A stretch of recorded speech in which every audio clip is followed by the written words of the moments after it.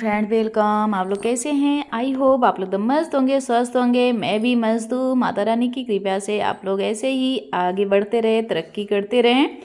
Radhe Radhe friends. तो ये देखिए, इस सुबह के इस समय 5 बज रहे हैं और मैं यहाँ सबसे पहला काम और जो करना था वो करके उसके बाद सबसे पहला काम मैं ब्लाउज यहाँ कट करने लगी, क्योंकि मैं सोची कि अब घर के काम के साथ साथ ये भी करना ज़रूरी है, क्योंकि बहुत सारे मेरे ब्लाउज ऐसे थे पड़े और इस पे भी थोड़ा सा दे दूं ध्यान, क्योंकि घर के काम तो होते रहेंगे हमेशा। तो घर के काम बहुत कर लिया, उसके बाद अब सोच रही हूँ कि थोड़ा सा ब्लाउज पे भी ध्यान दे दूँ। और क्योंकि ब्लाउज भी मेरे काफ़ी दिन की ब्लाउज, बहुत दिन दिन के पड़े रहते थे ब्लाउज, और सिलाई भी नहीं हुई है। और इसी से होता है ना, कहीं जाओ तो ये लगता है कि ये साड़ी कंप्लीट नहीं है ना पहनो, वो साड़ी कंप्लीट नहीं है ना पहनो। तो इसलिए तो सोच रही थी कि ये सारी साड़ियाँ कंप्लीट कर ले रही हूँ ना, तो फिर नवरात्रि में मेरा ये एक फंडा रहता है कि नवरात्रि में जो भी नई साड़ियाँ होती है ना, तो वो नवरात्रि में मैं निकालती हूँ। तो इसी रीज़न से अभी रखी थी। मैं सोची कि पूरा ब्लाउज आगे सिलाई कर लेती हूँ, उसके बाद नवरात्रे आ रहे हैं, माता रानी का दिन, तो फिर उसमें मैं जितनी नई मुझे पहननी होगी ना, तो नई साड़ियाँ नवरात्रि में ही निकालूंगी। तो ये देखिए, मैं 36 इंच साइज का ब्लाउज यहाँ कटिंग कर रही हूँ। तो ये देखिए, मैं यहाँ लगाती हूँ एक गले का निशान 3, और फिर जो कंधे का वो होता है वो भी 3 होता है। और यहाँ ये देखिए, ये मैं 6.5 लेती हूँ। आगे वाला गला जो होता है ना, मैं 6.5 लेती हूँ, और जो आस्तीन का होता है वो 6 मेरा होता है। तो बिल्कुल परफेक्ट आता है, एक भी कमी नहीं होती, बहुत ही अच्छे से। और बिल्कुल ना कंधा उतरता है ना तो कुछ भी। और ये मेरी पूरी लंबाई है, 34 इंच लंबाई है। उसके बाद हाफ मेरा 15, ये जो है पूरी लंबाई 15 इंच है और चौड़ाई 12 इंच है। और इसमें ये देखिए, ये आस्तीन का है। तो ये है 6 इंच पे मैंने वो लिया है, लंबाई लिया है।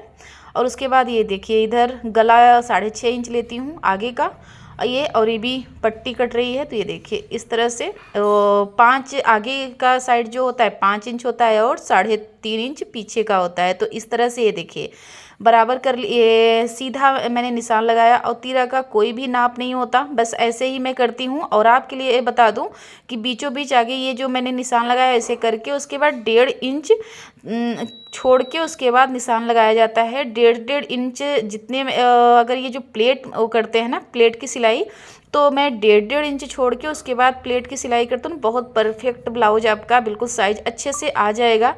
तो मैं ऐसे ही करती हूँ सिलाई, और बिल्कुल आसान तरीके से। जिसको नहीं भी आता है वो भी सिल लेगा मेरा तरीका। तो मैं अपने तरीके से, तो मुझे बहुत ही अच्छे। और कुछ लोग हैं कि अलग अलग ब्लाउज की कटिंग करते हैं, तो मैं सीधे रखती हूँ।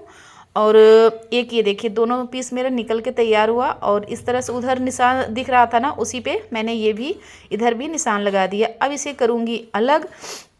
अलग करने के बाद ये मेरा आगे का हो गया। और जो ये गले का जो पट्टी निकली थी, उससे मैं काज और हुक वाला निकाल लूँगी। उसके बाद अब पीछे वाला भाग हुआ, तो पीछे वाला जितना आप गहराई चाहते हैं उतना, तो मैं यहाँ 11 इंच गहराई करती हूँ अपने गले का साइज।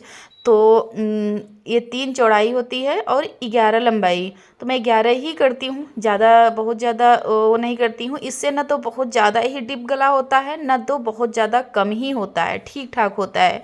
तो अगर कोई तो 9 भी कर सकते हैं। कुछ लोग का मैं अपनी दीदी लोग का सिलती हूँ ना, तो 9 करती हूँ। तो सब 11 इंच नहीं पहनते हैं, किसी किसी का 9 भी करती हूँ, मैं अपना 11 करती हूँ। तो ये देखिए, बिल्कुल बहुत ही अच्छे तरीके से गोलाई आ गई है। और बिल्कुल आसान तरीका है, मैं बिल्कुल आसान तरीके से ब्लाउज कट करती हूँ। ज़्यादा मेहनत भी नहीं है और बिल्कुल तामझाम भी नहीं है। आसान तरीका है कि आप लोग भी इस ब्लाउज ऐसे बहुत ही आसान तरीके से कट कर सकते हैं। तो ये मेरी आस्तीन थी। तो आस्तीन मुझे ना तो फुल सिलाई करना है, ना तो बहुत हाफ ही, क्योंकि ये कॉटन की साड़ी थी।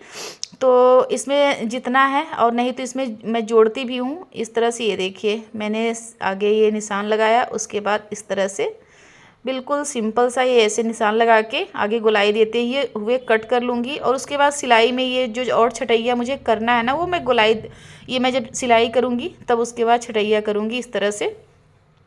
तो यहाँ बहुत ही, अब ये पूरा ब्लाउज वो हो गया। अब इसे कपड़े में कट करके उसके बाद सिलाई स्टार्ट करूँगी। तब तक के लिए करूँगी कट। उसके बाद अब आ गई ये देखिए नहा धो के, और मेरी बिटिया की तबीयत ठीक नहीं हो रही है, तो उसका जो टेंशन है वो अलग ही था। पर तब भी काम के साथ साथ ब्लाउज भी सिलाई करना, उसके बाद बिटिया का ध्यान देना, क्योंकि इसकी तबीयत ठीक नहीं हो रही थी। और कम से कम 6-7 रोज़ हो गए होंगे इसे, नहीं काफ़ी, हाँ 6-7 रोज़ हो गए बीमार हुए। तो कंघी 2 दिन हो गए थे, कंघी मैं सोची लाओ कर दूँ। इसके पास इतना इस समय तबीयत ऐसी ख़राब है कि हिम्मत नहीं है कि वो कंघी कर ले। नहीं तो उसकी, मेरी बिटिया की ये आदत थी, सुबह उठती एक बार कंघी करती, फिर स्कूल जाती, फिर आती तो उसका कंघी हमेशा करती रहती, कि कहती कि बिल्कुल उलझने ना पाए बाल।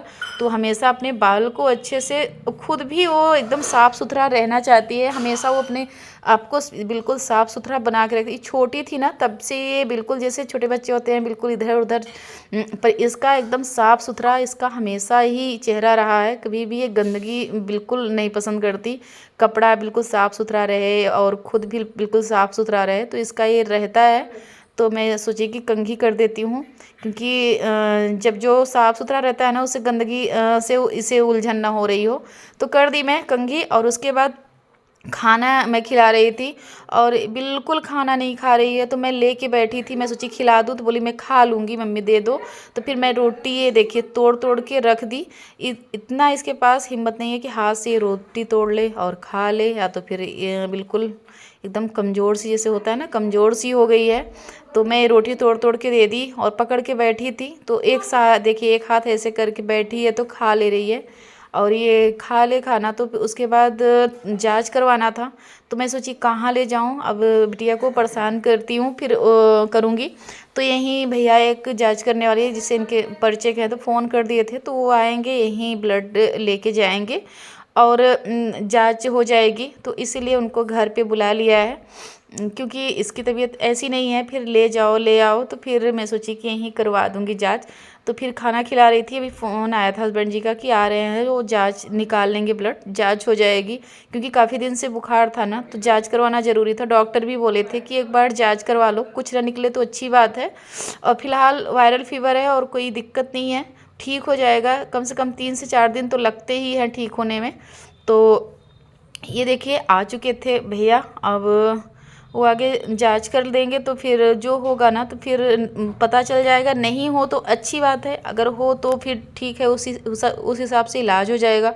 तो यहाँ पोछा लगा के तुरंत गीला था, तो मैं सोची बिछा देती हूँ। तो ये भैया आ गए और जांच कर लेंगे, तो उसके बाद पता चल जाएगा कि क्या है क्या नहीं। तो ठीक भी रहेगा, क्योंकि ज़्यादा दिन बुखार होने से दिक्कत भी होती है ना, कि कुछ और ना हो रहा हो। टाइफाइड का एक था कि हो सकता है टाइफाइड हो। तो हाँ भैया जा चुके थे, और यहाँ मेरी सिस्टर खाना बना रही थी। तो इस समय ना मैं तो बिटिया रानी के ही उसमें परेशान रहती हूँ। अगर थोड़ा सा टाइम मिला तो जो और काम है वो कर लेती हूँ, नहीं तो उसके में ही मैं परेशान रहती हूँ। क्योंकि उसकी तबीयत इस समय ख़राब है ना, तो फिर उसी में थोड़ा सा मेरा रहता है कि उसको ही ध्यान दूँ। तो इस समय वो सो गई थी और दवा ववा खाई तो सो गई थी। तो मैं यहाँ ब्लाउज सिलाई करने लगी। मैं सोची कि ब्लाउज ही सिल लेती हूँ, तब तक वो सो रही थी और खाना पीना हो गया था, सारा काम हो गया था। तो मैं जब जब मुझे टाइम मिल रहा है ना, तो मैं सिलाई भी करती जा रही हूँ, क्योंकि नवरात्रि आ रहे हैं, ज़्यादा टाइम नहीं है।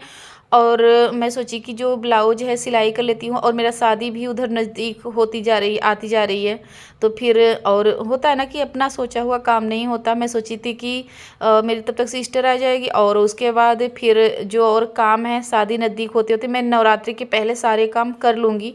पर इस समय बिटिया की तबीयत ख़राब है, उसी में थोड़ा सा टेंशन रहता है, तो उसकी वजह से कुछ काम हो तो नहीं पा रहे हैं। पर तब भी अगर मेरे पास थोड़ा सा भी टाइम होता है मैं कर लेती हूँ किसी तरह से। पर एक जो दिमाग होता है ना, तो दिमाग में हमेशा ये रहता है कि मेरी बिटिया की तबीयत नहीं ठीक हो रही है। तो फिर तब भी मैं यहाँ थोड़ा सा, अगर उसे आराम मिल जाता है, अगर वो सो जाती है ना, तो मैं तुरंत आके यहाँ सिलाई करने लगती हूँ। और क्या ही बताऊँ, इस समय तो उसका 2 पेपर छूट चुका था। इस समय फाइनल एग्ज़ाम थे, और फाइनल एग्ज़ाम में भी उसके पेपर 2 छूट गए। तो मुझे भी भाई माँ हूँ टेंशन होगी, क्योंकि बच्चों का वैसे पेपर हो तो ठीक है, इसमें फाइनल एग्ज़ाम चले, और वो तैयारी भी बहुत ही अच्छे से की थी, जो कि उसका पेपर छूट चुका है। तो एक जो टेंशन रहता है ना, वो है ही है, क्योंकि बच्चों का जब पढ़ाई में भी मन लगता है, उसके बाद एग्ज़ाम ना दे पाएँ तो वो फील बहुत ही वो लगता है कि क्या ही बताऊँ। तो यहाँ मैं ब्लाउज सिल रही थी, तो फिर मेरा बेटा था, कुछ ना कुछ बोल रहा था, तो उसी की सुन रही थी कि वो क्या क्या बातें कर रहा है, पता नहीं, अब इस समय तो नहीं ध्यान है। कुछ ना कुछ वो बोले जा रहा था, तो उसी की बातें सुन रही थी। तो यहाँ मेरा ये ब्लाउज कंप्लीट हो जाएगा। ये कॉटन की साड़ी थी, तो मैं सोची कि अभी सिलाई इसका कर लेती हूँ ना, तो कॉटन की बस 2 ही 3 महीने 4 महीने पहना जाता है, तो उसके बाद नहीं तो गर्मी निकल जाएगी, तो मतलब ही क्या है।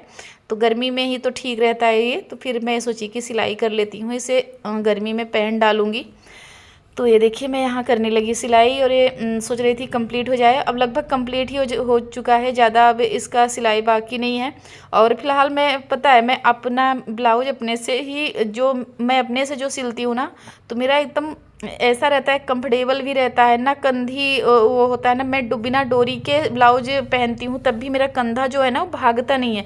नहीं तो मैं अगर टेलर को दे दूँ ना, वो 500 रुपये 300 रुपये लेंगे भी, और पूरा कंधा जो शोल्डर है वो भागता रहता है। तो वो ब्लाउज मुझे पता नहीं क्यों अच्छा ही नहीं लगता कि डोरी के बल पे टिकाए रहो ब्लाउज, और नहीं तो डोरी अगर टूटी की पूरा कंधा एकदम खिसकता रहता है, तो वो ब्लाउज मुझे पता नहीं क्यों अच्छा नहीं लगता।